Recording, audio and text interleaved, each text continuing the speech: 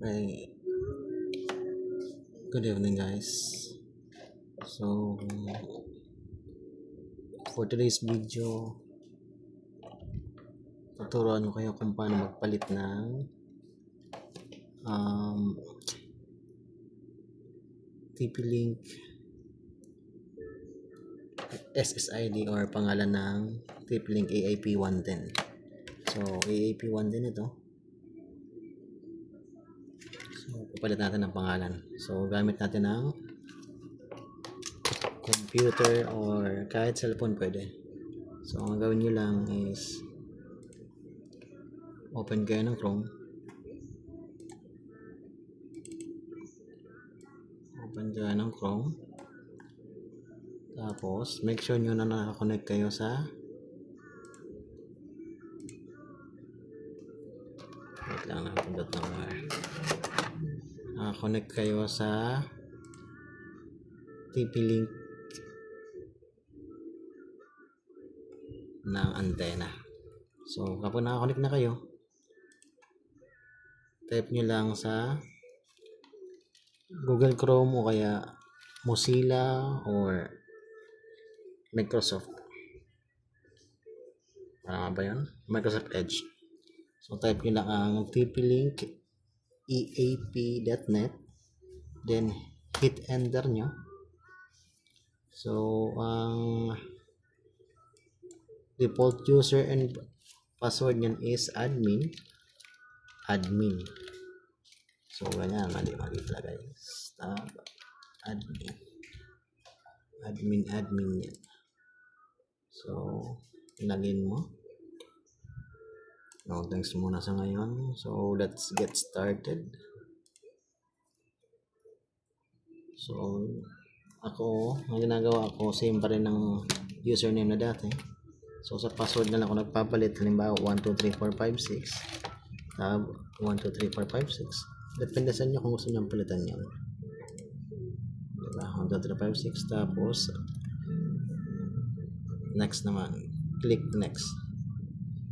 So, ngayon ang purpose ko ng antena ko is para sa piso wifi. So, AP mode ang pinipili ko dyan. Repeater mode kung may kukopyahin ka ng internet. Yan. AP mode muna tayo.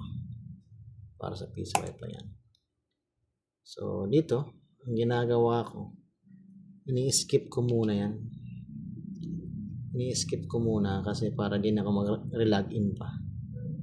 Kasi pag pinalitan ko na yan ng SSID at password, so kukonect na naman ako, mag-type naman ako ng password, hanapin ko na naman siya. So ako, para maging shortcut ko, ginagawa ko, skip ko muna, then done. Tapos since nakakonect pa naman ako sa TP-Link, makikita mo TP-Link, i-click ko lang tong I have connected to SSID. So dito mas madali, i-click mo lang tong wireless, hanapin mo lang tong wireless,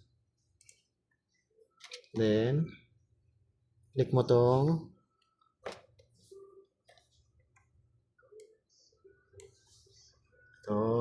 parang papel na may lapis. So edit yan, edit mo muna, punta ka dito sa,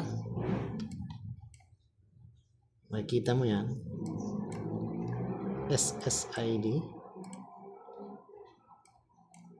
Halimbawa, ang gawin natin is step 2, piso wifi. Okay na yan. Enable security none kasi nga pang piso wifi dapat open access siya. So click OK mo lang. Once na okay mo yan, makapansin mo madi-disconnect ka dyan. Antayin natin. So ayan na, nasa baba na. So na-disconnect na ako, nag-connect ako sa personal wifi automatic. So makikita mo dito na yung pinalit na pangalan. So, Tech2 piso wifi, connect natin. Tech2 piso wifi. Sa ngayon, may internet yan kasi nakarekta yan sa aking ISP. Connect yan sa ISP ko. Doon, yun. So, ito. Kaya sa ngayon ay may internet yan. So, subukan natin ma-access ulit to. Kung pwede. So, ayan. Pwede nga. Ganyan. Kung gusto nyo baguhin, pwede naman. Click mo ulit to. Itong edit. Saka mo ito babaguhin. Itong tech to Piso Wi-Fi. So, ganun lang guys kadali. Tandaan nyo. Type nyo lang ang TP-Link eap.net. Ganyan lang guys. TP-Link eap.net. Para ma-access nyo. So, pag nag-log out ako, mapapansin nyo, yung password na nilagay ko is admin123456. Okay, login ko. Thanks. O, diba? So, wireless, ito yon Tech to Piso Wi-Fi. Yan yan guys. So, ganun lang kadali. Thank you for watching. Goodbye.